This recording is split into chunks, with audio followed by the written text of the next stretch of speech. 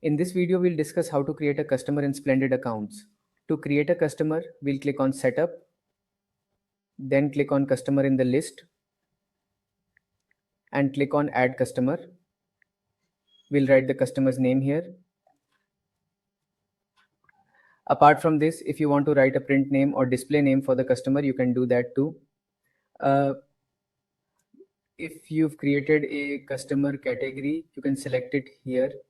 You can set the customer's credit limit amount and set the days. If you want to set a discount, you can do that so that whenever the customer's invoice is generated, that percentage of discount is automatically selected. Similarly, if you want to set a withholding percentage, you can do that. If the customer has an opening balance, you can add it here. In the as of date, you'll select the date of your previous fiscal year or last accounting year. Apart from this, if you want to write the address here, you can write it. Other than that, if we don't have all these details and we don't need to write all this, you can just write the customer's name and customer code, click on save, and your customer will be created.